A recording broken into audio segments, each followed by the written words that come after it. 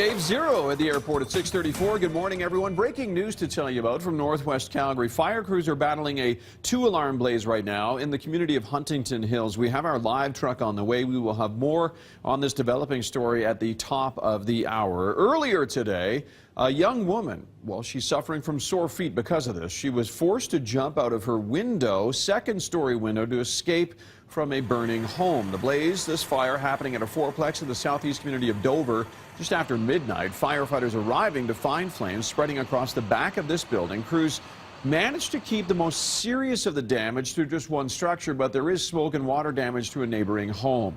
Even though the woman in her 20s jumped out of the window, she still managed to walk to paramedics to get treatment for her feet.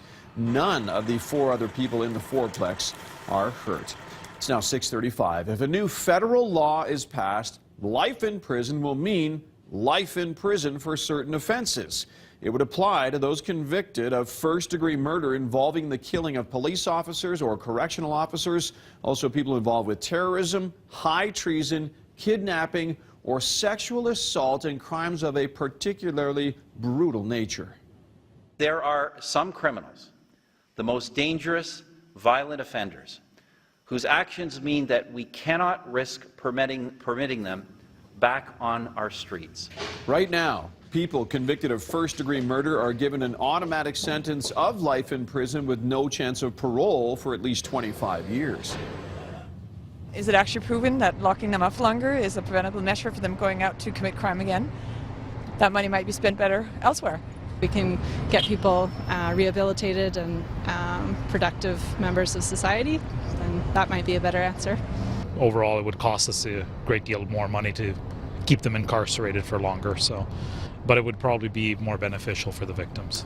Currently, there are roughly 1,100 offenders convicted of first-degree murder within the penal system right now in our country. 2/3 are behind bars. 1/3 are currently being supervised in communities. It's now 6:36. Members of Parliament, federal politicians will get to watch a video tomorrow in which the man who killed a soldier on Parliament Hill last October explains why he did what he did. Sources say the video made by Michael Zahaf-Bibeau will be shown to the House of Commons Public Safety Committee. The decision follows mounting pressure on the RCMP and the Tories to release the video to the public. RCMP Commissioner Bob Paulson will also use an open meeting of the committee to provide a detailed update on the investigation into the attack on Parliament Hill. Prime Minister Stephen Harper has maintained it's up to the Mounties whether to release this video since it's part of an ongoing police investigation.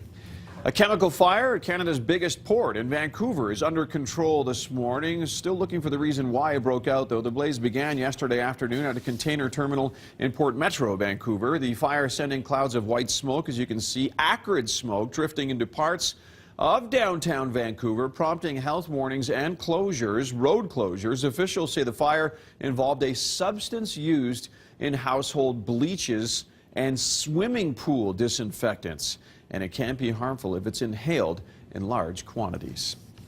Thousands of deer are ending up dead. They wander out of their natural habitat and into Calgary neighborhoods. Over the past 10 years, the cost to fix damaged vehicles and property is more than $35.5 million. Between 2005 and 2014, more than 5,100 deer, 772 coyotes, 48 moose, 2 bears, and 3 cougars have been killed on Calgary roadways.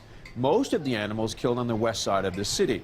City conservation officers say knowing the travel patterns of these animals will help city planners.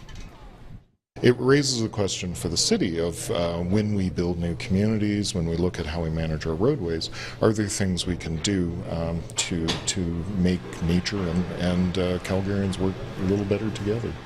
The city is currently working on designing roads in a different way that will give drivers and animals a better chance to see each other and, of course, time to move out of the way.